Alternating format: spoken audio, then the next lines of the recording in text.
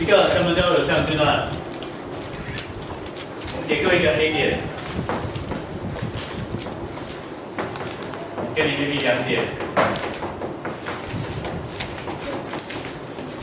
好，有一个 A 点的做，有一个 B 点，这2点连接起来，它实际上是代表一个线段。那所谓的有向线段，就是我赋予给它一个方向。那什么样的方向呢？我把 A 当做起点，因为我2个点嘛哈。如果我把 A 当做起点 ，B 当做我的终点，那我们就从起点地方呢画一条直线，到 B 的时候画一个箭头的方向。那这时候我们就讲有向线段 A、B， 这样了解是吧？我觉得单纯的一个想法，实现哈，线段上就是某一个段了，这样了解是哈。所以在这边有起点有终点的所形成的一个线段，那个我应该这样讲哈。我今天要讲一个有向线段，是说我在这个线段上面，我赋予它起点跟终点，它就有一个方向了。所以起点位置、终点位置不一样的话，它方向就会不一样。所以这样的话，我们就可以把原来 AB 线段呢加上方向之后，它就变成有向的线段，有方向的线段。那线段上会有长度，有它的方向，这样的意思哈。再来，我们可能在平面上面呢，可以找到 A 点跟 B 点这个方向的一个有向线段会非常的多。那如果我们不标注起点跟终点的话，直接找到一个向量，就给它一个符号，叫做 A 向量，这是一个向量的符号，我们就把它叫做 A 向量的话，那这个向量其实你可以跟他说，它是跟 AB 的有向线段是怎样一样的。比如说这个是我原来的 A 点，这个是我原来的怎样 B 点。但是我每次在讲有向线段的时候，一定有讲我起点有怎样有终点。但是一般讲向量的时候呢，平面上面跟它一样的向量会非常的多。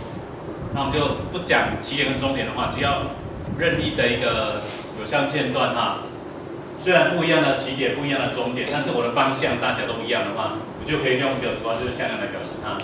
这是我们讲义上面它特别有提到的哈。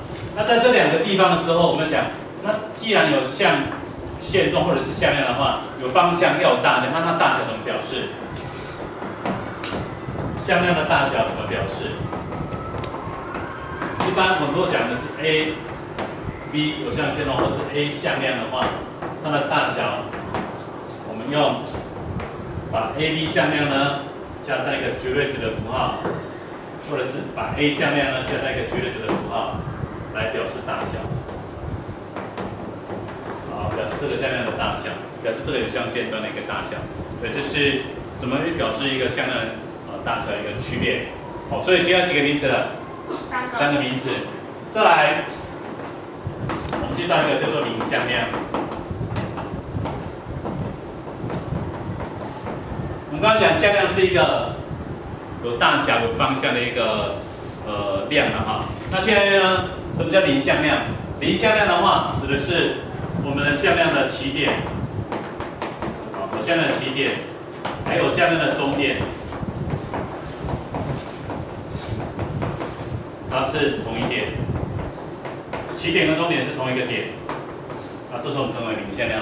比如说 A 点是起点 ，A 点也是终点，叫做 AA 向量，那就代表零向量。零向量我们用0，然后上面一个向量的符号来表示它，这叫零向量。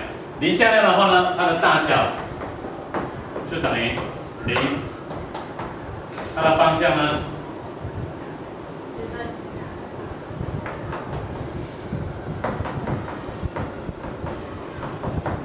它的方向就是任意的方向。站在这个地方，零向量，任何一个地方都算啊。那实际上一般在讨论的时候，我们大概不会讨论那么多了啊。所以第4个名词，最后一个名词，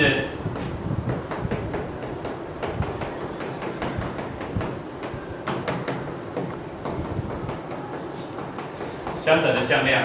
2个向量如果相等的话，它一个比较特别的地方就是大小相等。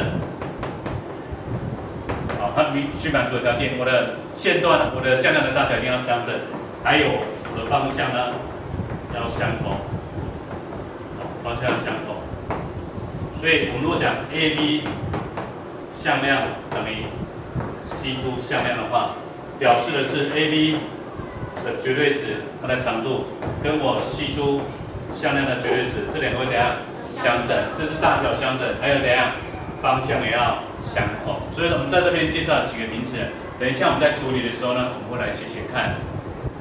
好，那这边除了零向量、向量大小之外，还有向量之外，我们还有一个叫做，如果向量的起点跟终点刚好相反的话呢，我们就讲相反的向量或者是逆向量。